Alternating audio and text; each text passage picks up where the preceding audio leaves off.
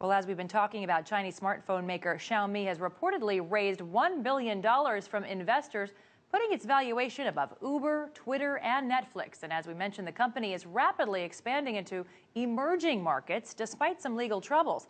CCTV's Sean Caleb spoke with tech industry expert Ari Zoldan, asking him how the company's legal troubles are impacting its expansion. There's 50 million users right now using the devices, using the software.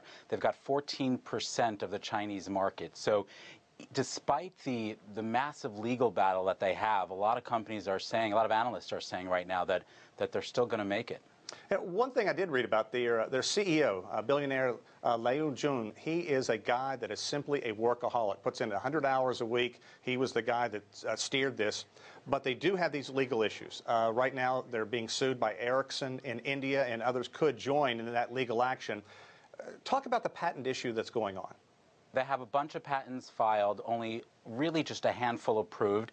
And like you said, Sean, they've got everybody from Ericsson, the Indian government, Sony, everybody is on top of them right now. So again, they're going to have a very, very serious uphill battle. And the question is whether or not they're going to be able to overcome this legal battle. And I think that the jury's really still out about that. And when we talk about those patents, to give people an idea internationally, Apple has more than 11,700 patents on inventions.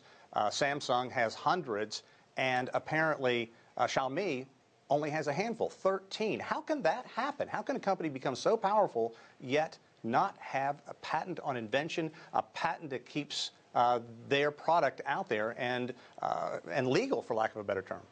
You come out with a device, and a device that's really good and a platform that's robust, and the price points are good, and you hit up a demographic like China, where you have over 1 billion people there, you have a massive, massive demographic, so the legal aspects almost, go to the side, and maybe it's a thorn in their side, but quite frankly, they're focused on such an enormous demographic, and they're able to go to market so quickly with these devices.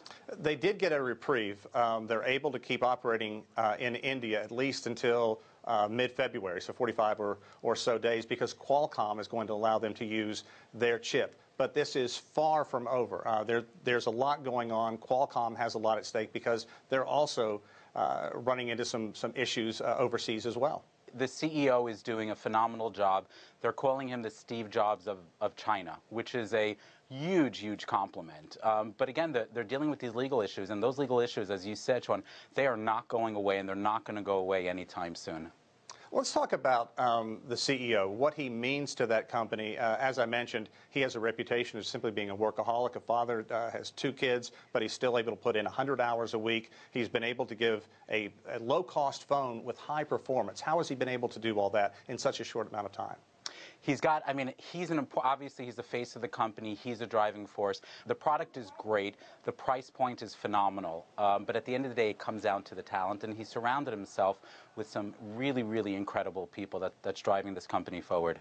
And Ari, he's also broken the mold in the sense that they're doing a lot of online sales rather than the way mobile phones are typically marketed. How has that helped his company in that short span? He's making the process and streaming it online a lot quicker and a lot more efficient, so people could tap into the web portal and order their product really, really quickly.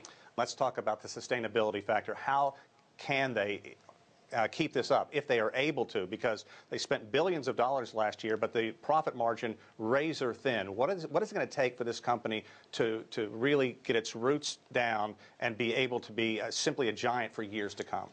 Sure, and I think they're going to be here for a long time, especially if they can figure out how to penetrate the U.S. market. But, Sean, even taking that aside and just focusing on just the Chinese market alone, with 14% market share is just absolutely extraordinary. And you're right, they've only got less than 1% profit margin, but they're focusing on the numbers, and the numbers really speak for themselves. So even at a 0.5%, and a 50% of the Chinese market, that's enough to make up for the thin margins.